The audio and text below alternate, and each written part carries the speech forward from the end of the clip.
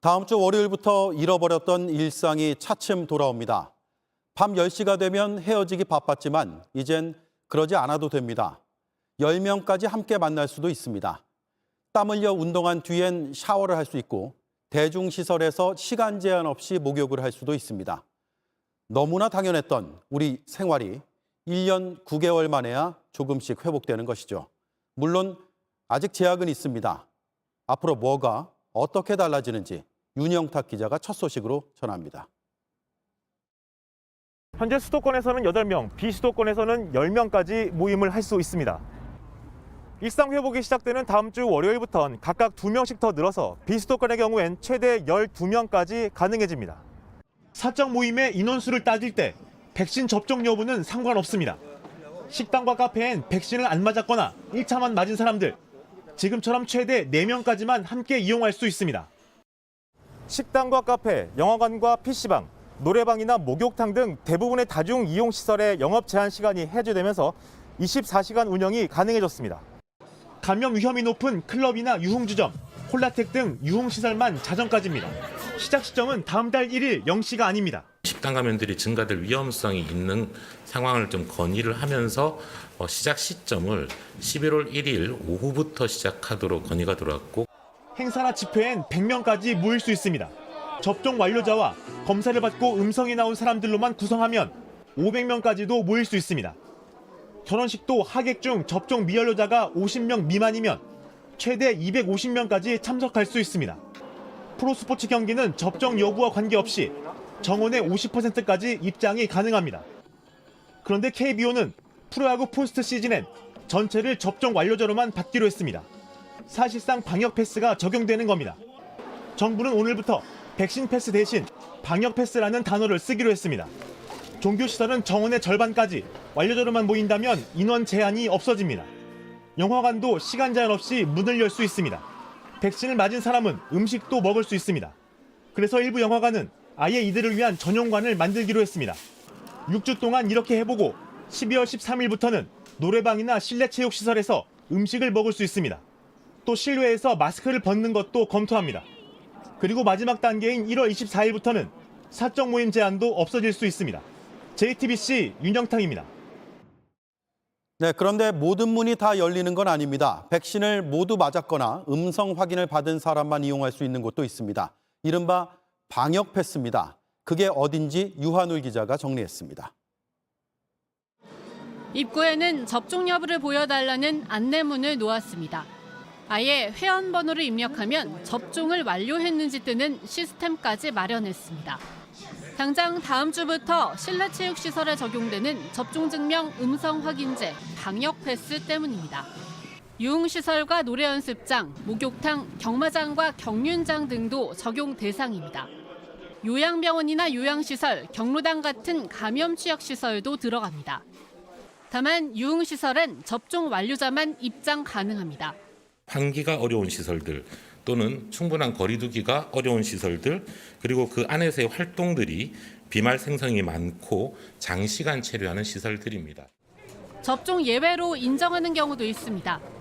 1차 접종 뒤 중대한 이상 반응이 생긴 경우 면역 결핍자나 국내 백신 임상시험 참여자, 그리고 코로나에 걸린 뒤 완치된 사람들입니다. 코로나 완치자는 방역 패스 시설 어디든 이용할 수 있고, 나머지 접종 예외자들은 실내 체육시설과 목욕탕, 노래 연습장에만 갈 수 있습니다. 각각 해당하는 증명 서류를 들고 보건소를 방문해 확인서를 발급받으면 됩니다. 격리해제 확인서의 경우 효력은 해제된 날로부터 6개월입니다. 백신을 맞지 않은 사람들을 차별하는 거란 논란도 있습니다. 11월부터 접종 안 한 분들은 이용을 못 하시잖아요. 그렇기 때문에 벌써부터 이제 휴회 문의나 환불 처리를 연락이 엄청 많이 오고 있는 상황이라서 정부는 혼란을 줄이기 위해 계도 기간을 일주일, 실내 체육시설은 2주일 두기로 했습니다. JTBC 유한울입니다. 그렇다면 이 방역 패스는 어떻게 발급을 받을 수 있을까가 궁금합니다. 다행히 그렇게 어렵지 않습니다. 임소라 기자의 설명을 함께 보시죠. 코로나19 예방접종 정보라고 써 있습니다. 접종 여부가 보이고 맞은 백신이 어디서 만들어졌는지도 나옵니다. 접종 맞은 날짜도 있습니다. 다음 달 1일부터 필요한 전자예방접종 증명서입니다. 이걸 받으려면 먼저 구글 플레이 스토어나 애플 앱 스토어에서 쿠브를 검색해서 깔아야 합니다. 본인 인증 확인을 하고 증명서 발급받기 버튼을 누르기만 하면 됩니다. 방역 패스가 필요한 곳에 가면 이 앱을 열어 증명서 QR코드를 보여주면 됩니다. 네이버, 카카오톡, 패스 앱에서도 가능합니다. QR 체크인 기능을 이용하면 됩니다. 다만 접종 기록을 불러오는 절차가 필요합니다. 휴대전화에 네이버, 카카오톡 또는 패스 앱을 설치하고 각각의 앱 안에 있는 접종 기록 연동 또는 접종 기록 업데이트 버튼을 누르면 됩니다. 방역 패스가 필요한 시설에서 이런 앱을 열어 QR 체크인으로 출입 인증을 하면 자동으로 접종 사실이 확인됩니다. 종이 증명서를 발급받을 수는 있지만 방역 당국은 위변조를 막기 위해 가급적 전자 예방접종 증명서를 써달라고 했습니다. JTBC 임소라입니다. 그런데 돌파 감염은 여전하고 아직 접종을 하지 않은 성인도 500만 명이 넘습니다. 그래서 위험하다고 판단이 되면 일상 회복을 급하게 멈춘다는 계획도 짜놨습니다. 중환자실의 병상 가동률이 75%가 넘는 경우인데 확진자 수로 하면 하루 4,000명이 조금 넘습니다. 성화성 기자입니다. 문이 닫혀 있습니다. 면회할 때 필요한 전화기와 소독제만 놓여 있습니다. 이 병원 정신과 병동에서 121명이 확진됐습니다. 환자가 112명, 동사자가 9명입니다. 이들 모두 백신 접종을 끝냈습니다. 돌파 감염으로 추정됩니다. 어제에 이어 오늘도 새로 나온 확진자는 2,000명을 넘었습니다. 일상 회복이 시작돼도 마음을 놓을 수 없는 겁니다. 걱정스러운 부분은 아직 많습니다.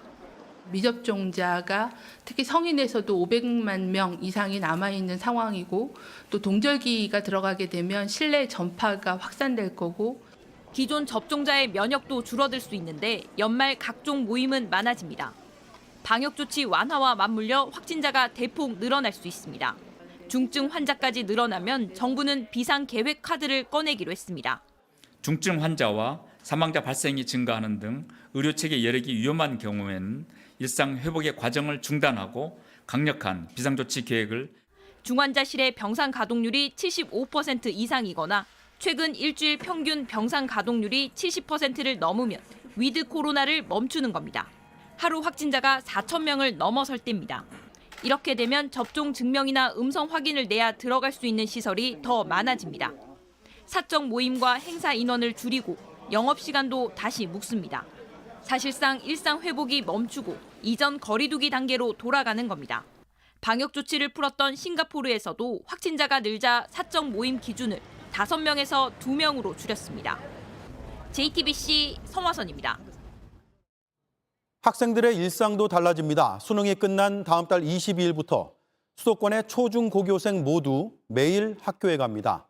내년 새학기엔 축제나 소풍 같은 활동을 코로나19 이전처럼 할 수 있습니다. 이한주 기자입니다. 그동안 수도권 학생들은 매일 학교에 가지 못했습니다. 최근 일상회복 논의가 시작된 뒤 의견은 갈렸습니다. 일단 애들을 좀 일상생활을 해야 되니까 네, 찬성은 하죠. 학교 나름대로 또 방침을 잘 정해놨고 위드 코로나로 모든 거 다 풀어지고 하면 아무래도 지금보다는 2배, 3배는 나올 것 같다는 생각이거든요. 하지만 정부는 전면 등교를 결정했습니다. 수능이 끝난 뒤 첫 월요일인 다음 달 22일부터입니다. 유치원부터 고등학교까지 모두 해당됩니다. 수도권과 비수도권 구분도 없습니다. 다만 학교 상황에 따라 조정할 수 있습니다. 과밀학급 문제가 있는 학교는 지금처럼 2, 3일씩만 갈 수 있게 했습니다. 아이들은 기대 반 우려 반입니다. 강당에서 놀고 운동장에서 뛰면서 술래잡기 하고 싶어요. 친구들 보고 싶어요? 친구들이? 더 많이? 네. 한 명 걸리면은 걸릴 수 있는 인원이 등교를 더 많이 하면은 그만큼 더 늘어나니까 위험할 것 같습니다. 야외 체험학습처럼 감염 위험이 낮다고 판단되는 활동도 더 늘리기로 했습니다. 초중고교에서는 토론 수업 같은 소규모 모임도 할 수 있습니다. 겨울방학 동안 준비를 거쳐 내년 새학기에는 예외 없이 전면 등교를 기본으로 합니다. 다양한 축제나 대회는 물론 수학여행도 갈 수 있고 방과후 학교도 모두 운영됩니다. 다만 확진자가 크게 늘며 비상조치가 취해지면 학교도 등교 인원을 줄이기로 했습니다. JTBC 이한주입니다. 자, 이렇게 모두들 조심조심하며 일상 회복의 시작을 기다리고 있는데 이 와중에 국내 최대 규모의 유흥업소가 불법 영업을 하다가 적발됐습니다. 옆 건물 벽에 철문을 숨겨놓고 비밀 통로까지 만들어놨습니다. 그 통로를 통해서 마치 작전을 수행하듯 손님을 받아왔습니다. 김태영 기자입니다. 단속반이 호텔 벽면을 뜯어내자 숨겨져 있던 철문이 드러납니다. 철문을 열었더니 또 다른 통로가 나옵니다. 알바생 장난해? 나와. 이 호텔 바로 옆 건물인 유흥주점으로 이어진 비밀의 문이었습니다. 해당 업소는 2,600여 제곱미터, 약 800평 크기에 40개 가까운 방을 가진 국내 최대 규모입니다. 손님을 일단 호텔로 들어오게 한 뒤 이문으로 다시 몰래 주점에 들여 불법 영업을 해왔습니다. 사람이라든지 막내하고 업장에서 차를 내린다든지 그러면 또 걸리니까 저 앞에서도 내리고 저희들 심지어는 저희 가게 앞에서도 내리고 그러니까 그러다 보면 이제 자꾸 얼굴 붉히는 일이 생기고. 이 업소는 호텔 2곳과 통로가 연결돼 있습니다. 한 곳은 통로로만 활용했고 다른 한 곳은 실제 업소 손님들이 머물기도 한 것으로 파악됐습니다. 경찰이 와서 갔다고만 그렇게만 알고 있으라고만 전해 들어서. 단속반이 업소에 들어갔더니 테이블에는 술과 안주가 있고 옷까지도 보이는데 정작 손님은 없습니다. 사람들이 허겁지겁 호텔 객실 안으로 숨어버린 겁니다. 결국 잠긴 호텔 객실 문을 열기 위해 전동 드릴까지 동원합니다. 문 연장은 강제 개방합니다.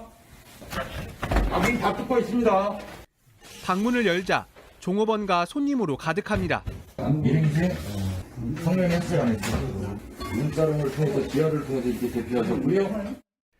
경찰은 해당 유흥주점 업주와 종업원, 손님 등 모두 121명을 감염병 예방법 위반 등의 혐의로 입건했습니다.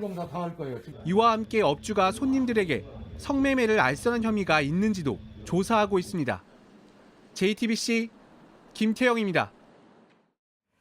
대선 여야 대진표가 다음 주에 확정됩니다. 국민의힘 윤석열, 홍준표 후보가 여론조사에서 엎치락 뒤치락하는 상황인데 김종인 전 비대위원장이 대선은 이재명 후보와 윤석열 후보의 경쟁이 될 거라고 말하면서 후보들이 강하게 반발했습니다. 최수연 기자입니다.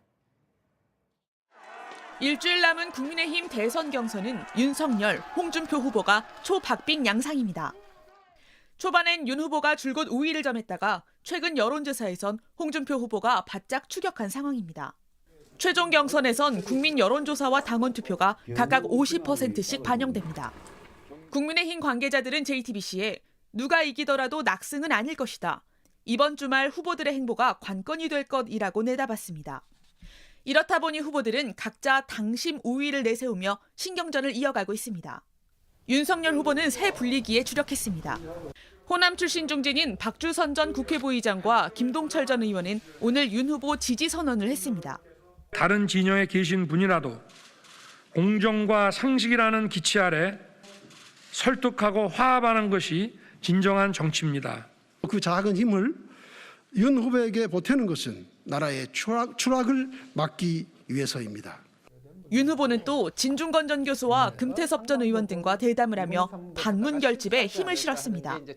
홍준표 후보는 대통령 4년 중임제 등 정치개혁 공약을 발표하고 당원들을 만났습니다. 홍준표 후보는 이미 당심 골든 크로스가 이루어졌다고 주장했고 이런 것으로 판단된다고 썼습니다. 판이 근본적으로 바뀐 시점이 개사과 시점입니다. 윤 후보 측은 거짓과 마타도어가 안타깝다며 홍 후보의 초조함이라고 반박했습니다. 이런 가운데 김종인 전 비대위원장이 경선 결과를 어떻게 보느냐는 질문에 윤 후보에게 힘을 실었습니다. 내년 대선은 이재명 민주당 후보 대 윤석열 후보의 아마 경쟁이 될 거라고 저는 생각하고 있기 때문에 경쟁 후보들은 강하게 반발했습니다. 지금 선거를 코앞에 두고 전직 비대위원장으로서 매우 적절치 않은 이야기라고 생각합니다. 또 한 분의 도사가 나왔네. 그렇게 바라는 거겠죠. 후보들은 오늘 1대1 맞수 토론에서 맞붙었습니다. 31일에는 마지막 합동 토론회를 엽니다. 다음 주 월요일부터는 당원 투표가, 수요일부터는 국민 여론조사가 시작됩니다. JTBC 최수연입니다. 더불어민주당 이재명 후보는 대장동 관련 현장을 찾았습니다. 민간업자들이 수천억 원을 챙긴 의혹과 관련된 현장에서 대장동 개발은 유례 없는 공공환수라는 기존 주장을 되풀이했습니다. 또 부동산 불로소득이 나라를 망친다면서 부동산을 백지 신탁하는 제도를 만들겠다고 했습니다. 이희정 기자입니다. 이재명 후보가 성남 1공단 근린공원을 찾았습니다. 대장동에서 10km 떨어진 공원으로 이 후보가 공공이익 환수로 조성했다고 강조하는 곳입니다. 이 후보가 대장동 개발 특혜 의혹이 불거진 뒤 직접 관련 현장을 찾은 건 처음입니다. 의혹과 관련된 현장에서 유례없는 공공환수란 기존 주장을 되풀이했습니다. 일부 관련자들의 일탈이 있어서 매우 유감스럽고 죄송하게 생각합니다만 그러나 전국의 대한민국 역사에 유례없는 이 대규모 공공환수 사례는 그 자체는 꼭 인정받아야 된다고. 지난 경기도 국감에 이어 정면 돌파에 나선 겁니다. 대장동 개발에서 민간업자들은 수천억 원의 배당 이익을 챙겼습니다. 이를 의식한 듯 이 후보는 부동산 불로소득이 나라를 망친다며 목소리를 높이기도 했습니다. 이 나라를 망치고 있는 게 바로 부동산 불로소득입니다. 국민들께서 누군가의 부당한 불로소득으로 나도 모르게 손실을 입는 이런 부조리를 다시는 겪지 않도록 하겠습니다. 그러면서 고위공직자들의 부동산을 관리 감독하는 방안을 추가로 언급했습니다. 부동산을 주식처럼 백지 신탁하거나 취득할 때 사전 심사를 받게 하는 제도 등입니다. 민주당도 이른바 대장동 방지법을 잇따라내며 입법 지원에 나섰습니다. 민간 사업자의 부동산 개발 수익을 제한하는 내용의 도시개발법 개정안 등이 대표적입니다. 하지만 국민의힘은 민주당과 이 후보를 향해 대장동 개발 의혹 특검을 도입하라고 거듭 압박했습니다. JTBC 이희정입니다. 이재명 후보는 음식점 총량제 발언에 대해서도 더 세게 해명했습니다. 택시 면허나 의사 면허, 또 대학 정원에 제한을 두는 것과 다르지 않다는 겁니다. 또 전국민 재난지원금을 더 줘야 한다면서 논쟁적인 사안을 잇따라 던졌습니다. 그 배경이 뭔지까지 박소연 기자가 보도해드립니다. 이재명 후보는 음식점 총량제 발언에 대한 비판이 지나친 발목 잡기라고 주장했습니다. 그러면서 진입 제한을 두고 있는 여러 분야를 예로 들며 뭐가 다르냐고 했습니다. 택시 면허도 제한을 하고 있고 의사도 숫자를 제한하는 그런 제도를 운영하고 있고 하다못해 대학 정원도 정하고 있지 않습니까? 그것도 일종의 대학생 정원 총량제 같은 거죠. 이 후보는 망할 자유를 보장하는 게 국가의 진정한 역할이냐고 거듭 되물었습니다. 이 후보 측은 백종원 더번코리아 대표의 과거 발언을 인용하며 거들었습니다. 백종원 씨가 좀 의미 있는 말을 좀 했었어요. 2018년 국정감사 나와가지고 우리나라 외식업 창업의 진입장벽 높여야 된다. 다만 당시 발언은 외식업 창업자들이 경쟁력을 가질 수 있도록 교육 등 충분한 지원이 필요하다는 것이어서 음식점 총량제와는 취지가 다르다는 지적도 나옵니다. 논란이 이어지는 가운데 이 후보는 새로운 정책 제안을 했습니다. 코로나19 피해 지원을 위해 전 국민 재난지원금을 추가로 지급해야 한다는 겁니다. 경제회생과 또 국민들의 헌신과 협력에 대한 위로와 보상 차원에서 추가의 지원이 일반적 지원이 또 필요하겠다는 생각이 듭니다. 앞서 이 후보가 정부 방침과 달리 모든 경기도민에게 재난지원금을 지급하면서 마찰을 빚은 만큼 또다시 논란이 불거질 전망입니다. 일각에서는 이 후보가 폭발력이 큰 다수의 논쟁적 사안을 잇따라 제시함으로써 대장동 의혹에 집중된 국면을 전환하려는 것 아니냐는 분석이 나옵니다. JTBC 박소연입니다. 노태우 전 대통령의 연결식이 내일 오전에 열립니다. 6년 전 국가장 때와 비교해서 규모가 크게 줄었고 정부 차원의 분향소도 설치되지 않습니다. 최승기 기자입니다. 노태우 전 대통령의 국가장 연결식은 내일 오전 11시 서울올림픽공원 평화의 광장에서 열립니다. 노 전 대통령 재임 시절인 1988년 개최된 88 서울올림픽을 기념한 곳입니다. 이에 앞서 오전 9시엔 서울대병원 빈소에서 운구 행렬이 출발합니다. 운구차는 노 전 대통령이 머물던 서울 연희동 사저에 들렀다가 연결식장으로 향할 예정입니다. 경찰은 운구 행렬이 시속 40km 안팎으로 이동하는 점을 고려해 운구 행렬 이동 구간 교통을 순차적으로 통제할 예정입니다. 유해는 화장 절차를 거쳐 경기도 파주 검단사에 안치됐다가 통일동산 묘역이 조성된 후 안장될 것으로 보입니다. 연결식 내비는 국무총리 등 국가 주요 인사를 포함해 50인 이내로 최소화했습니다. 코로나 방역 상황과 유족의 뜻에 따른 건데 2015년 김영삼 전 대통령 국가장 때와 비교하면 장례위원 규모가 크게 줄었습니다. 정부가 마련하는 분향소는 따로 설치되지 않았습니다. 노 전 대통령의 역사적 과오에 대한 비판 여론을 고려한 것으로 보입니다. 정부가 국가장을 결정했지만 이에 반대하는 목소리도 이어지고 있습니다. 전후 맥락을 생략한 채 재임 시의 공적 그것만 가지고 국가장을 치른다는 것, 오히려 국민들에게 특히 후세대들에게 국가관에 대한 혼란을 줄 것이다. 청와대 국민청원 홈페이지에도 국가장을 반대하는 청원들이 잇따라 올라왔습니다. 오늘 노 전 대통령의 빈소에는 전두환 정권의 군부 핵심으로 꼽혔던 허화평 전 의원 등 정치권 인사들의 발길이 이어졌습니다. JTBC 최승기입니다. 대장동 개발을 도와준 대가로 막대한 돈을 약속받았다는 이른바 50억 클럽설 관련해서 새로운 의혹이 나왔습니다. 화천대유 대주주인 김만배 씨와 경제매체 고위 인사 사이에 수십억 원이 오갔다는 겁니다. 김만배 씨 측은 돈을 빌려준 건 맞지만 다 돌려받았고 정상적인 거래였다고 주장했습니다. 박지영 기자입니다. 야당이 지난 국정감사에서 공개한 대장동 50억 클럽은 곽상도 의원 등 6명입니다. 곽 의원은 화천대유에서 근무했던 아들이 퇴직금으로 50억 원을 받아 뇌물수수 혐의가 있는지 수사 중입니다. 6명 중에는 경제매체 고위 인사 A씨도 포함됐는데 실제로 화천대유 대주주 김만배 씨와 금전 거래를 한 정황이 나와 검찰이 수사하고 있습니다. 검찰은 A씨가 2019년 무렵부터 김만배 씨로부터 두세 차례에 걸쳐 50억 원가량을 받았던 것으로 보고 있습니다. 김만배 씨 측은 차용증을 쓰고 빌린 돈이라며 단기간 내에 빌린 돈을 다 갚았고 이자까지 모두 계산돼 있다고 설명했습니다. 법적으로 문제가 될 만한 거래가 아니란 겁니다. 하지만 검찰은 이 돈의 출처와 사용처를 확인해 대가성이 있는지 파악하고 있습니다. 특히 남욱 변호사가 50억 클럽 중 2명에게 실제 돈이 전달됐다고 했는데 A씨가 여기에 포함되는지 확인하고 있습니다. 검찰은 오늘 성남시청 문화도시사업단 도시균형발전과에 주무관 A씨를 불러 성남시청이 대장동 사업을 인허가하는 과정에서 문제가 없었는지 조사했습니다. 또 성남도시개발공사의 전략사업팀장으로 근무하며 대장동 개발 사업의 설계를 주도했다는 의혹을 받고 있는 정민용 변호사도 조사했습니다.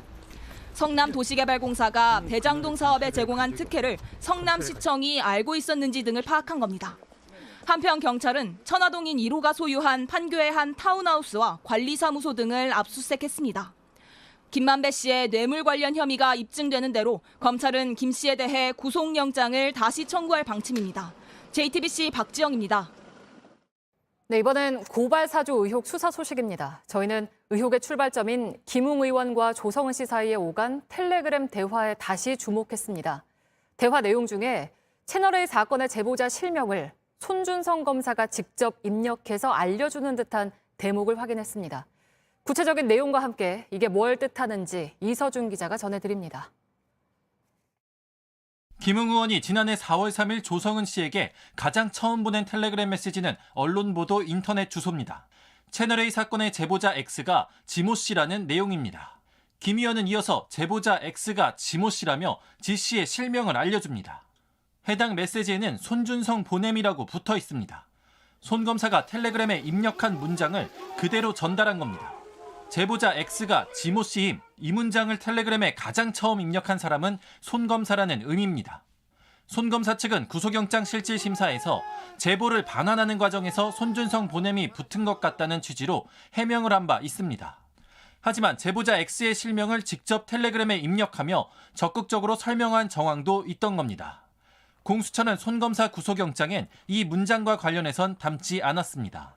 하지만 해당 문장을 손 검사가 김 의원에게 직접 보냈는지 여부는 알 수 없습니다. 여러 사람을 거쳐 김 의원에게 전달됐어도 손준성 보냄은 남아있기 때문입니다.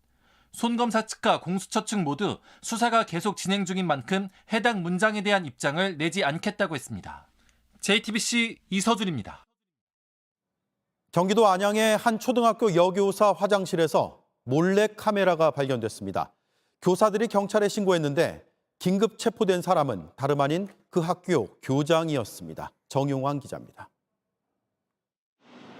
경기도 안양시 한 초등학교입니다. 그제 점심시간 이 학교 교사들이 여자 화장실 변기 근처에서 수상한 휴지값을 발견했습니다. 휴지값 속에선 누군가 넣어둔 몰래카메라가 나왔습니다. 발견한 교사가 곧바로 학교 측에 알렸지만 경찰 신고는 하루가 지나서야 접수됐습니다. 신고를 받고 출동한 경찰은 이 학교 교장 선생인 50대 A씨를 긴급 체포했습니다. A씨의 휴대전화를 열었더니 교장실 등에서 동료 교사들을 촬영한 영상이 다수 나온 겁니다. 교장 57살 A씨는 자신이 여자 화장실에 카메라를 설치했다고 인정했습니다. 설치 부분은 인정을 하셨고요. 이게 성적인 동기는 아니었다고 부인을 하셨고. A 교장 휴대전화에서는 여교사들을 몰래 찍은 촬영물도 발견됐습니다. A 교장이 경찰 신고를 막고 교사들을 회유했다는 주장도 나왔습니다. A 교장이 2차례 대책회의를 열어 범인이 학생이면 어쩌려고 그러냐며 CCTV가 없어 어차피 범인을 찾을 수 없다고 신고를 막았다는 겁니다. 경기도 교육청은 경찰 수사가 시작되자 A 교장을 교장직에서 직위 해제했습니다. 오늘 그 감사에 들어가서 감사 결과가 나오겠지만 경찰 조사가 끝나는 대로 저희가 바로 징계위원회 열어서 징계 조치 나가도록 그렇게 하겠습니다. 경찰은 A 교장에 대해 구속영장을 신청하고 여죄를 수사할 계획입니다. JTBC 정용환입니다. 목줄이 풀린 진돗개가 60대 여성을 덮칩니다. 사람들이 말려보지만 소용이 없습니다. 이 여성은 팔이 부러지고 살이 뜯겨 크게 다쳤습니다. 이렇게 참혹한 피해를 당했는데 그 뒤에 개 주인이 했다는 말이 또 한 번 분통을 터뜨리겠습니다. 배승주 기자입니다. 목줄이 풀린 흰 진돗개가 딸기하우스에서 나오는 여성에게 다가갑니다. 여성이 뒷걸음질 치자 갑자기 덮칩니다. 잠깐 사이에 안 보이길래 몰려가지고 뒤로 요랬다 보니까 입을 딱 벌리고 있더니 막 살게 되는 거야. 여성이 또 3번을 물고 흔들었어. 여성이 뒤로 쓰러지자 개는 더욱 사납게 물어떴습니다. 이를 본 두 남성이 개를 떼어내려 하지만 소용없습니다. 철근으로 내려쳐도 개는 공격을 멈추지 않습니다. 맞으니까 더 못 물어가지고 이쪽 손 물고 이 물고 목에도 물고 막. 지난 8월 12일 오후 1시쯤 경남 사천시 딸기하우스에서 발생한 사고입니다. 1분 넘게 진돗개의 공격을 받은 63살 강모 씨는 오른팔뼈가 부러지고 살이 여기저기 뜯겨 크게 다쳤습니다. 세균 감염이 우려되는 데다 피부 이식 수술까지 받아 한 달 넘게 입원 치료도 받았습니다. 강 씨 가족들은 개 주인이 제시한 보상 금액이 터무니없다고 반발하고 있습니다. 또 개물림 사고에 대한 처벌 수위가 낮다며 국민청원을 올렸습니다. 내가 그런 것도 아니고 우리 개가 그런 건데 그걸 내가 지금 책임져야 되는 거다. 근데 그게 위자료가 너무 크다. 이렇게 이야기를 하더라고요. 이에 대해 개 주인은 사고에 대해서 책임을 통감하고 보상 부분도 노력하고 있다고 밝혔습니다. JTBC 배승주입니다. 사무실에서 생수를 마신 직원들이 쓰러진 이른바 생수 사건에 대해 경찰이 잠정적으로 결론을 내렸습니다. 숨진 직원이 직장에서 쌓인 불만과 갈등 때문에 저지른 범행으로 봤습니다. 이를 뒷받침하는 메모들도 발견됐습니다. 커피로 해야 하나처럼 범행을 계획한 정황이 담겼습니다. 여도영 기자입니다. 메모들이 발견된 곳은 범인으로 지목된 30대 남성 A씨의 사무실 책상입니다. 경찰은 이면지 뭉치를 살펴보다가 뒷면에 깨알처럼 적힌 글씨들을 확인했습니다. 열받게 한다, 제거해야겠다, 왜 나한테 화풀이를 하느냐 등의 내용이 적힌 것으로 알려졌습니다. 회사 직원들은 A씨가 지방 발령 얘기가 나오는 것에 불만이 있었고 업무 과정에서도 부딪혀 왔다고 경찰에 진술한 것으로 파악됐습니다. 독극물이 든 음료나 생수를 마시고 병원으로 실려간 3명은 모두 A씨와 같은 팀 소속이었습니다. 이 가운데 팀장인 40대 남성은 끝내 숨졌습니다. 경찰은 이런 근거를 토대로 A씨가 직장에서 쌓인 불만과 갈등 때문에 범행을 한 것으로 사실상 결론을 지었습니다. 메모에선 범행을 계획한 정황도 나왔습니다. 커피로 해야 하나라고 써 있었는데 실제 피해 여성은 커피를 마신 뒤 맛이 이상하다고 느끼고 바로 생수를 마신 것으로 확인됐습니다. 다만 경찰은 A씨가 범행에 쓴 독극물로 극단적인 선택을 한 만큼 조만간 공소권 없음으로 수사를 마무리할 계획입니다. JTBC 여도현입니다. 국내에서 두 번째로 큰 가상화폐 거래소 빗썸이 경력 채용에서 떨어진 80명 이상의 명단을 공개하는 사고를 냈습니다. 개인별로 보내야 할 불합격 통보 메일을 단체로 보낸 겁니다. 인사팀 직원이 마우스 클릭을 잘못했다고 해명했는데 당사자들은 분통을 터뜨렸습니다. 김서영 기자입니다. 지난 27일 가상화폐 거래소 빗썸 공개 채용에 지원한 A씨가 받은 불합격 통보 이메일입니다. 그런데 받는 사람 명단에 A씨를 포함해 80명 이상의 이름과 이메일 주소가 포함되어 있습니다. 빗썸은 경력 채용을 진행 중인데 1차 면접에서 떨어진 이들입니다. 원래 불합격자에게 개인 이메일로 보낼 내용을 단체로 보낸 겁니다. 더구나 메일은 2차 면접의 다음 날 뒤늦게 왔습니다. 불합격자들은 온라인 커뮤니티에서 빗썸을 성토했습니다. 지금 다니는 회사가 있는데 떨어진 걸 동네방네 소문 다 내서 난처하다는 겁니다. 좁은 IT 업계에서 경력직 채용에 떨어진 적이 있다는 사실이 알려지면 다른 회사의 경력으로 지원할 때 불이익을 받지 않을까 우려하는 이들도 있습니다. 빗썸 측은 직원이 마우스 클릭을 잘못해서 실수로 단체 메일을 보냈다고 밝혔습니다. 지금 유선으로 다 전화 드려서 사과를 말씀드렸고 그 사과로도 좀 부족하시다고 하는 분들에 대해서는 직접 찾아뵙고 죄송하다고 말씀드리고 후속에 대한 재반 조치는 저희가 준비할 예정이거든요. JTBC 김서연입니다. KT 먹통 사태는 총체적 관리 부실과 인재가 원인으로 드러났습니다. 밤에 해야 하는 장비 교체 작업을 낮에 했고 관리자도 없이 협력업체에만 맡겼습니다. 결국 작업자가 단어 하나를 빼먹어 30초 만에 전국이 통신 대란에 빠졌습니다. 김영민 기자입니다. 사상 초유의 통신 대란은 역설적이게도 단순한 명령어 입력 실수에서 시작됐습니다. 인터넷 최적 경로를 찾아주는 통신 장비 라우터 교체를 마무리하는 과정에서 작업자가 명령어 한 단어, 엑시트를 빠뜨렸다는 겁니다. 라우터 교체 작업을 하던 중 작업자가 잘못된 설정 명령을 입력하였고 이후에 라우팅 오류로 인해 전국적인 인터넷 장애가 발생한 것으로 분석되었습니다. 부산에서 처음 잘못 입력된 설정값은 서울의 네트워크 센터를 거쳐 전국으로 확산됐고 30초 만에 유무선 모두에 영향을 미치는 통신 장애로 번졌습니다. 하지만 이런 실수는 총체적 관리 부실에서 빚어졌다는 게 과기부의 조사 결과입니다.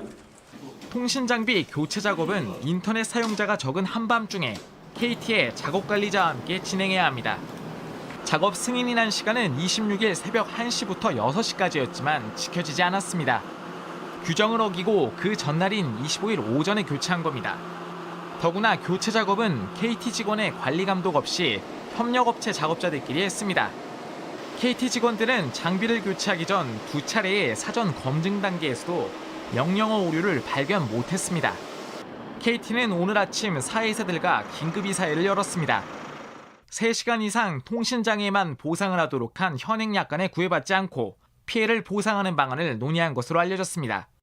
약관과 관계없이 저희가 적극적으로 보상책을 마련해서 내부 협의를 진행을 하고 있습니다. KT는 다음 주부터 피해 신고센터를 운영할 계획입니다. 방송통신위원회 역시 KT가 이용자 피해 구제 방안을 제대로 이행하는지 점검하겠다고 밝혔습니다. JTBC 김영민입니다. 경남, 울산, 부산 등지의 불법 매립지를 파헤치고 있는 구석찬 기자가 이번엔 파낸 흙과 모래의 성분을 분석해봤습니다. 결과는 중금속 범벅이었습니다. 기준치를 훌쩍 넘는 1급 발암물질이 나왔습니다. 현장 노동자 일부는 스스로 경찰에 나와 매립에 대해 진술을 했다고 합니다. 구석찬 기자입니다. 지난달 굴착기로 땅을 판 울산 울주군 한 농지에서는 25톤 트럭 60대 분량의 폐주물사가 묻혀 있었습니다. 얼마 전 시로 분석 결과가 나왔습니다. 흙의 수소이온 농도는 11을 웃돌며 강알칼리 수치에 가까웠습니다. 토양 오염은 심각했습니다. 불소는 기준치의 14배 수준이었습니다. 1급 발암물질인 비소는 3.5배, 신경 독성 물질인 카드뮴과 납은 각각 9배, 1.5배였습니다.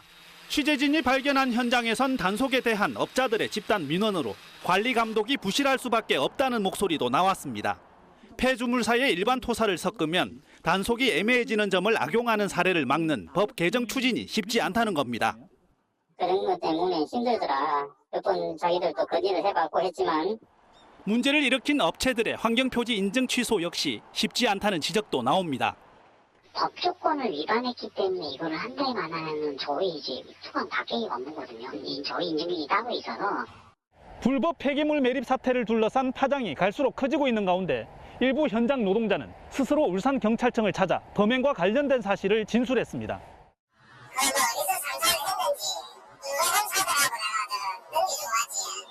토양 성분 분석 자료를 확인한 경찰은 업자들과 땅 주인 등 10명을 불러 범행 경위와 추가 범죄 등을 밝혀낼 계획입니다. JTBC 구석찬입니다. 북한이 당 회의장에 김일성, 김정일 사진을 떼냈습니다. 또 김정은주의라는 용어를 쓰기 시작했습니다. 선대에 쓰이던 수령이란 호칭이 김 위원장에게도 붙는 경우가 최근 눈에 띕니다. 이금평 기자입니다. 2016년 5월 북한의 7차 당대회와 올해 1월 8차 당대회 영상입니다. 김일성, 김정일 부자의 배경사진이 대형 노동당 마크로 대체됐습니다. 김정은 국무위원장이 독자적 통치 권력을 구축하고 있다는 상징적 장면으로 읽힙니다. 국가정보원은 국정감사에서 최근 북한이 내부적으로 김정은주의라는 용어를 사용하기 시작했다고 밝혔습니다. 김 위원장이 독자적 사상체계까지 정립하고 있다는 겁니다. 선대와 차별화하는 통치 사상의 강화, 확산의 흐름도 지속되고 있다는 말씀을 드리겠습니다. 이뿐만이 아닙니다. 주로 김일성 주석에게 붙던 수령의 호칭이 김 위원장에게 붙기 시작했습니다. 그동안에는 위대한 수령을 높이 모시고 찬란한 미래를 향한다는 식으로 김 위원장을 간접적으로 지칭했습니다. 하지만 최근에는 위대한 수령 김정은 동지, 혁명에 걸출한 수령 김정은 동지 등 직접적 표현이 자주 보입니다. 수령이 직책 이름이 아닌 만큼 공식 승급으로 보긴 어렵다는 전문가 견해도 있습니다. 하지만 정치적 위상을 공고히 했다는데 전문가들은 대체로 동의합니다. 김일성의 윤 통치를 벗어난 측면과 함께 더불어서 김정은의 혁명 활동을 넘어서서 우선 독자적인 혁명 사상을 추구하는 그런 모습인 것 같습니다. 김 위원장에게 붙은 수령 호칭을 북한의 어려운 경제 상황과 연결지어 보는 시각도 있습니다. 수령 결사옹위 정신 등을 강조해 주민 결속을 의도한 게 아니냐는 겁니다. JTBC 이금평입니다. 페이스북이 증오와 극단주의를 부추겼다는 내부 직원들의 폭로가 이어지고 있습니다. 그러자 페이스북은 갑자기 회사 이름과 로고를 이렇게 바꿨습니다. 근본적인 해결이 아니라 포장만 바꿨다는 비판이 쏟아졌습니다. 김재형 기자입니다. 페이스북의 대표 상징인 좋아요 로고가 철거됩니다. 이 자리엔 무한대 기호 모양의 새 회사 로고가 자리를 잡았습니다. 소셜미디어 페이스북이 창립 17년 만에 회사 이름과 로고를 바꿨습니다. 새 회사 이름 메타는 가상세계를 뜻합니다. I am proud to announce that starting today, our company is now Meta. From now on, we're going to be Metaverse first, not Facebook first. 마크 저커버그 최고 경영자는 가상회의나 가상공간에서의 펜싱 경기 등 향후 추진할 메타버스 사업을 시연하기도 했습니다. 하지만 미국 안팎의 시선은 차갑습니다. 미국 언론과 IT 업계에선 페이스북이 회사 이름을 바꾼 것은 페이스북의 부정적 이미지를 희석시키려는 게 아니냐고 의심하고 있습니다. 최근 페이스북 전직 직원들은 회사가 증오와 극단주의를 조장했다고 주장했습니다. Doing it now makes people feel like he's trying to create a distraction. They don't want to hear about the future. They want to hear about what's going on right now and what are you going to do to make your social media platform a better product. 미국에선 담배 회사 필립 모리스가 유해 성분 논란이 일자 알트리아로 이름을 바꾼 것과 비슷한 것이 아니냐는 비판도 나왔습니다. 최근 미국 연방정부까지 페이스북의 내부 문건을 조사하는 등 페이스북의 위기는 계속되고 있습니다. JTBC 김재현입니다.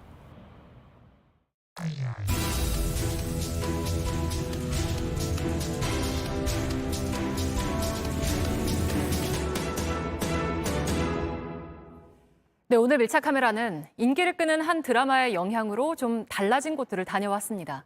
상인들 얼굴에 모처럼 웃음이 묻어나기도 했고 그렇지 않은 곳도 보였습니다. 이희령 기자입니다. 드라마 오징어 게임 속 로봇이 서울 올림픽공원에 나타났습니다. 전 세계인을 공포에 빠뜨린 로봇 영희가 세워져 있습니다. 높이가 4m 정도 된다고 하는데요. 지금이 평일 오전임에도 불구하고 제 뒤로 보이는 것처럼 많은 시민들이 이곳을 찾았습니다. 소리까지 나오니까 되게 더 재미있는 것 같아요. 충북 음성, 경기도 수원, 멀리서 찾아온 외국인들도 있습니다. Earlier we have live because a lot of our friends are asking. So was it like, can you go there? 구호가 흘러나오고 배경음악에 맞춰 게임을 하는 척 자세도 지어봅니다. 네, 재밌었어요. 그 무궁화 꽃이 피었습니다 하던 옛날 게임하던 생각도 좀 나고. 드라마의 흥행으로 같이 들썩인 곳이 또 있습니다. 서울 쌍문동의 백운시장입니다. 드라마 속 인물의 어머니가 운영하던 생선가게, 원래는 이 건어물 가게였습니다. 이 가게 앞쪽으로 와보면요, 이렇게 홍보 포스터가 붙어 있고요. 옆쪽에는 오징어 게임 촬영지라는 안내글도 써 있습니다. 배우 이정재 씨가 출연한다는 소식을 듣고 촬영에 응했다는 사장님은 요즘 매일이 신기합니다.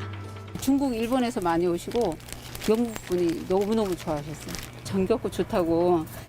동네 주민만 찾던 작은 시장이 관광지가 된 겁니다. 갑작스러운 유명세에 곤란할 때도 있습니다. 동영상 켜놓고 지나가면서 다 찍고 하잖아요. 그러니까 밥도 이제 저 안에서 먹고. 하지만 기쁨과 기대도 큽니다. 이 골목 시장을 좀 많이 좀 찾아와 줬으면 좋겠어요. 지금 당장 뭐 고등어 한 마리, 오징어 한 마리 안 사가시더라도 관심 가져주시는 거면. 코로나19 이후 조용하던 달고나 가게도 상황이 달라졌습니다. 어두운 저녁까지 손님들이 계속 찾아옵니다. 오늘 실패해서 너무 아쉬워서 다음에 와서 꼭 성공하려고. 직접 해보기 위해 줄을 섰습니다. 오랜 기다림 끝에 자리에 앉았지만 1분도 안 돼서 깨졌습니다. 실패. 40분을 기다려서 달고나 모양 뽑기를 할 기회를 겨우 얻었는데요. 그런데 이렇게 모양을 온전히 뽑아내는 데는 실패했습니다. 지금 시간 8시 54분입니다. 하지만 제 뒤로 보이는 것처럼 늦은 시간인데도 기다리는 사람이 여전히 많습니다. 1시까지만 오픈 준비를 다 하고 그때부터 계속 만들고 있는 거예요. 지금 기다리는 손님이 너무 많아서 못 기다려서 가야 될 것 같아요. 그러면 내일 또 오셔야 되는 거네요? 네, 내일 또 와야죠. 애기하고 약속했으니까. 150m 떨어진 곳에 있는 다른 달고나 가게도 찾아가 봤습니다. 사장님은 매일 유튜버들에 시달렸다며 스트레스를 호소합니다. 우리가 동물을 원숭이에요? 지나가는 사람 다 살려두고 다니다니. 공제 공장도 바삐 돌아가고 있습니다. 오징어 게임 운동복이 인기를 얻어섭니다. 헬로윈을 앞두고 수요가 크게 늘어 원단이 부족해진 탓에 당장은 제작도 어렵습니다. 6,000센트 이상을 하고 있는 상황이었고 너무 여기저기서 공부를 많이 하다 보니 지금 그 원단이 딸리고 있는. 그래도 오랜만에 찾아온 특수가 반갑습니다. 2002년 월드컵 이후에 맞아보는 특수효과인 것 같아요. 이게 없었다면 저희들도 아마 이 시기에 힘들었을 거라고 생각을 해요. 아쉬운 점도 있습니다. 이런 부분들이 깨끗하게 나오지가 않고 이게 그러면 종이죠. 잘할 수 있는데 다른 지역에 뺏겨서 할 수 있다는 거는 그거는 조금 속이 많이 상하죠. 실제로 시장과 온라인에선 중국산 상품이 많이 팔리고 있습니다. 국산을 우리나라 만들려면 금액이 탑을 넘을 거라고 이게. 근데 라벨도 이게 조작이 가능한 거라서 누가 중국산이라고 하겠어요. 다 국산이라고 하는 오징어 게임이 인기를 끌면서 새롭게 활기와 웃음을 되찾은 곳도, 생각지 못한 부작용을 겪는 곳도 생겨났습니다. 드라마 흥행의 긍정적인 효과를 오래 이어갈 수 있는 방안 고민해 볼 때가 아닐까요? 밀착 카메라 이희령입니다.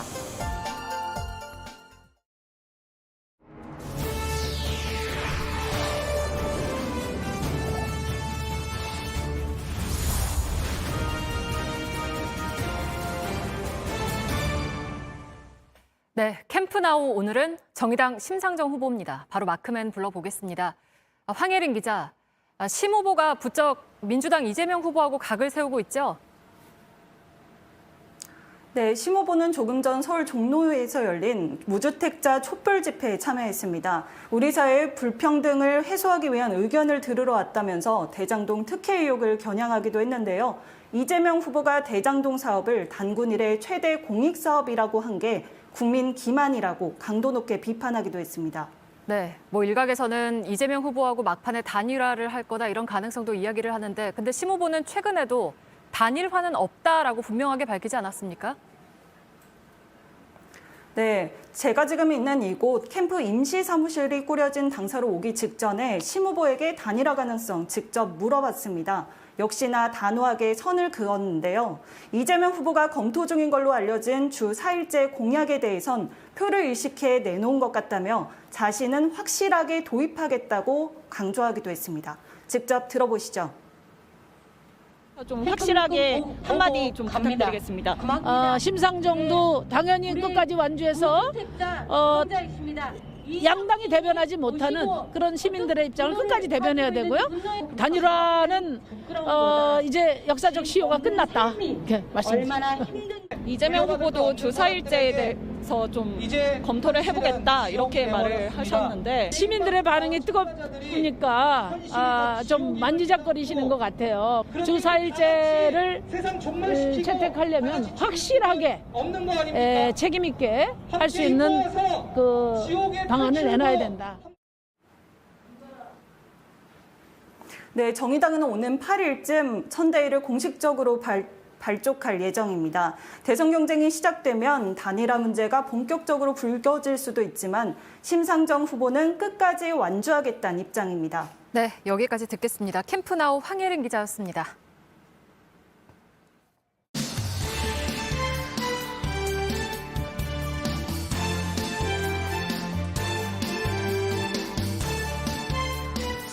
뉴스데이 신문 이야기 백브리핑 시작합니다. 오늘 첫 번째 이 브리핑은요. 어깨 투개 진실은입니다. 지난 15일 국민의힘 대선 후보들의 토론이 끝나고 있었던 일이죠. 윤석열, 홍준표 후보가 맞대결이 끝나고 악수를 합니다.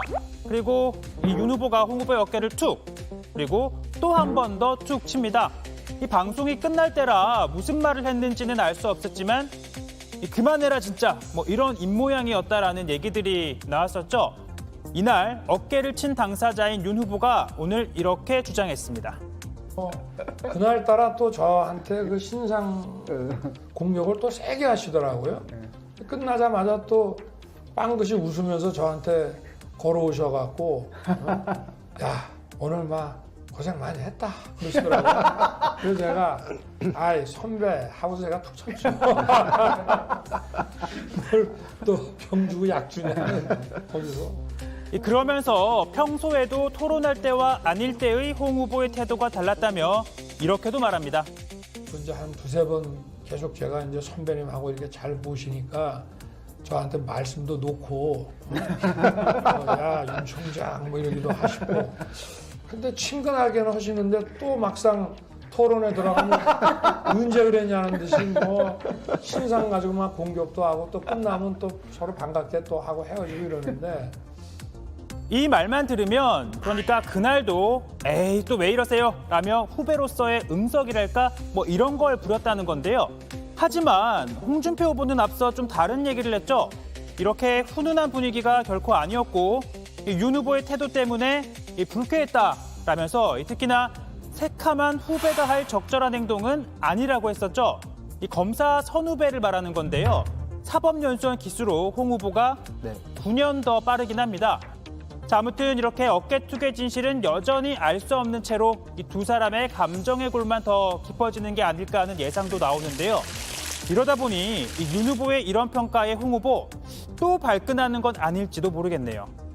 굉장히 그 위트가 있고 재밌으세요. 토론할 때도 보면은 본인이 누구에 대해서 막 몰아붙일 때는 막 하다가 또 딴 분이 하면은 아주 거기에 대해서 그 재밌게 아주 귀엽게 저항을 하십니다. 아니 제가 토론할 때 보면 우리 홍 후보님 보면 좀 귀여운 데가 있어요. 네, 한쪽이 선배, 또 다른 쪽이 후배인 것도 맞고 또 그 후배가 보기에 선배가 귀여워 보일 수도 있겠죠. 뭐 귀엽다는 표현 자체가 나쁜 뜻도 아니고요. 다만 공당의 대선 후보를 뽑는 엄중한 선거에서 어깨를 나란히 하고 경쟁하는 후보들끼리라면 이 서로 조금 더 정중한 모습 보이는 게 이 정치 자체의 품격을 높이는 일 아닐까요? 다음 브리핑, 쌀 한 톨까지입니다. 요즘 가을, 이 가을 본격적인 추수철인데요. 이 북한도 가을 거지가 한창이라고 합니다. 지금 각지 농업 근로자들은 벼가을을 마무리한 기세로 나달 털기에 주력하고 있습니다. 나달 털기, 그러니까 우리식으로 말하면 뭐 탈곡, 추수 탈곡인데요. 김정은 위원장이 이 탈곡 작업자들에게 아주 특별한 지시를 했다고 합니다. 김정은이 멘트를 갖다가 언급을 잠깐 말씀드리면 살얼음을 걷는 심정이다. 그리고 나달 한 톨까지 확보를 하라고 지시하면서 북한의 식량 사정이 좋지 않기 때문인데요.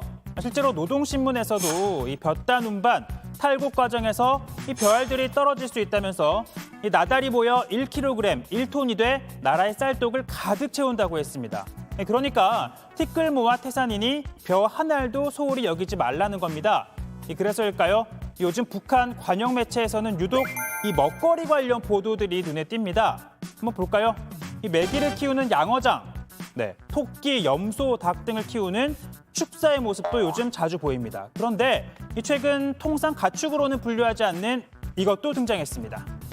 건의사가 건설됨으로써 희귀한 관상용 저류이며 고기 맛이 좋고 약용 가치가 있는 검은 건의를 공업적 방법으로 길러서 인민생활 향상에 적극 기바지할 수 있는 토대가 마련되게 됐습니다. 네, 곤이 이 백조죠. 그만큼 북한이 식량난을 돌파하기 위한 노력에 물불가릴 처지가 아니다 이런 뜻이겠죠. 이런 식량난 자체가 북한의 자발적인 고립이 악화시킨 일이긴 합니다만 그래도 배고픔에 시달릴 건 죄가 없는 평범한 국민들일 테니 안타까운데요. 그나마 좀 다행이라고 해야 할까요? 국정원에 따르면 올해는 북한의 식량 작황이 작년보다는 좀 나을 것이라고 합니다. 오늘 백브리핑 여기까지입니다.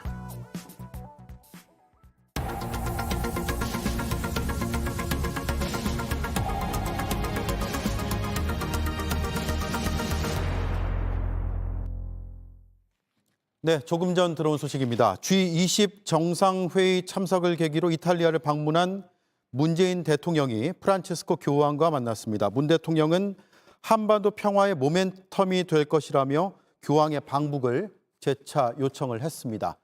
프란치스코 교황은 초청장을 보내주면 기꺼이 가겠다고 했습니다. 김소영 기자가 연결돼 있습니다. 김 기자, 문 대통령이 3년 만에 교황과 만났군요. 나눈 대화 내용이 구체적으로 공개가 됐습니까? 네, 그렇습니다. 문 대통령은 조금 전 끝난 교황과의 단독 면담에서 교황님께서 기회가 돼 북한을 방문해 주신다면 한반도 평화의 모멘텀이 될 것이라고 말했습니다. 문 대통령의 방북 요청에 교황은 초청장을 보내주면 평화를 위해 기꺼이 가겠다며 여러분과 같은 언어를 쓰는 형제이지 않느냐고 화답했습니다. 문 대통령은 2018년에도 교황을 만나 김정은 북한 국무위원장의 초청 의사를 전달한 바 있습니다.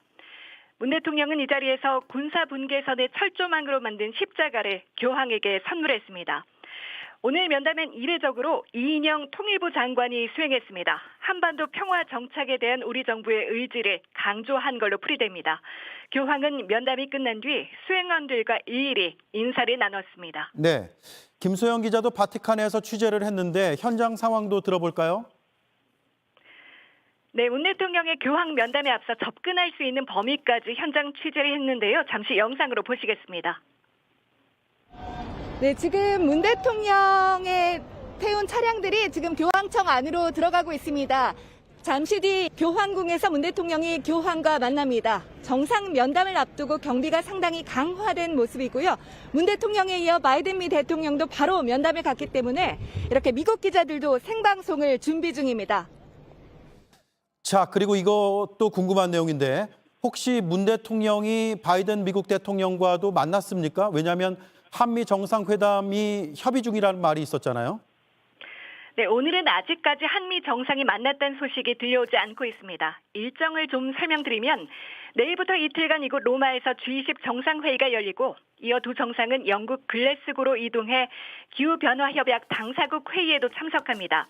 두 정상이 어떤 형식으로든 만날 가능성이 있기 때문에 문 대통령이 제안한 종전선언 관련 논의가 있을지도 주목됩니다. 네, 로마에서 김소현 기자였습니다. 네, 재난 현장에서 사람을 찾을 때 119 인명 구조견들이 늘 활약을 하죠.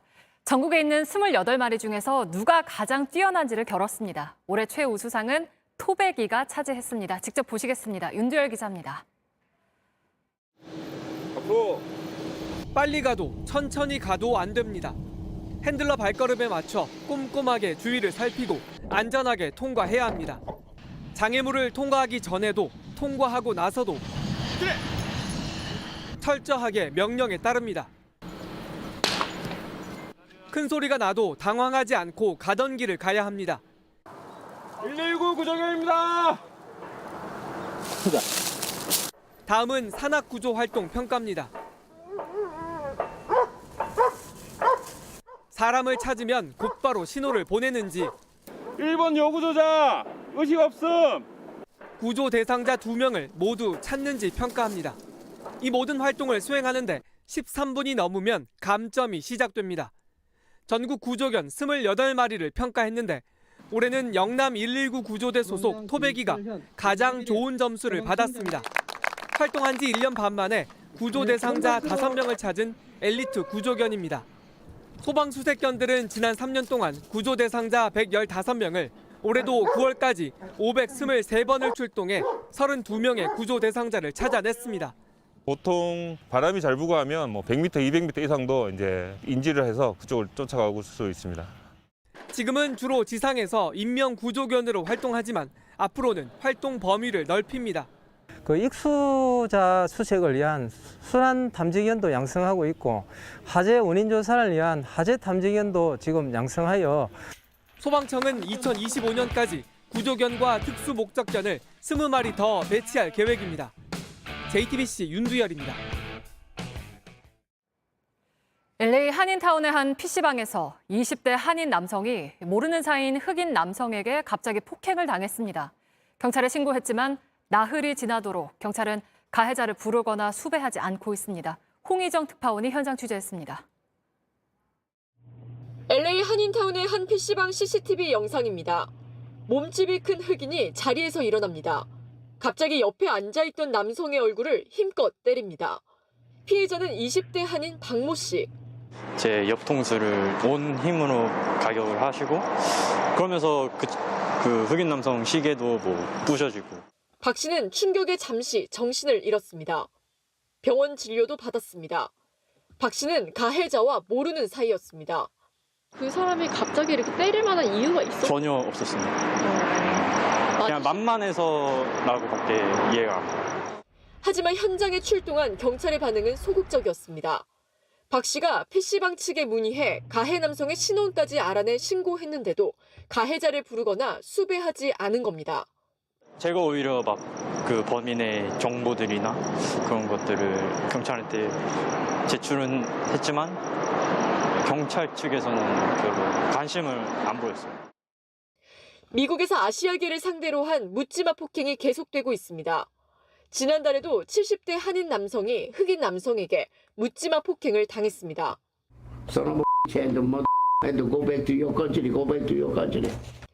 하지만 체포된 흑인 남성이 몇 시간 만에 풀려나 논란이 되기도 했습니다. 예를 들어서 한국 사람이 길을 그냥 걸어가다가 아니면 PC방에서 그냥 게임을 놀다가 갑자기 아무 이유 없이 맞았으면 우리가 생각하기에는 되게 억울하고 그 사람. 미 연방수사국 FBI가 밝힌 자료에 따르면 지난해 미 전역에서 발생한 아시아계 대상 증오 범죄는 279건으로 전년 대비 77% 증가했습니다. 로스앤젤레스에서 JTBC 홍희정입니다. BTS! BTS! The winner is BTS! 올해로 4년째 이 이름을 들을 것 같습니다. 다음 달에 열리는 아메리칸 뮤직 어워즈에서 세계 부문, 특히 아시아 가수로는 처음으로 대상인 올해의 아티스트 후보에도 올랐습니다. 그래미상 수상에 대한 기대도 커지고 있습니다. 네, 내일 전국이 흐린 가운데 경기 북부와 충남 서해안에는 오후부터 비가 올 거란 예보입니다. 예상 강우량은 5mm 미만입니다. 아침 기온은 5도에서 14도, 낮 기온은 16도에서 21도를 보이겠습니다. 일상으로의 첫걸음을 떼는 다음 주 월요일에 뵙겠습니다. 잘 준비해 놓겠습니다. 고맙습니다. 어디 갔을까? 짧은 하루와 작은 꿈들을 늘 함께 했었던 지난 날들을 담긴 추억들 저 위에 돌계단을 오르면 있는 운동장의 아이들 다시 불러보고 싶어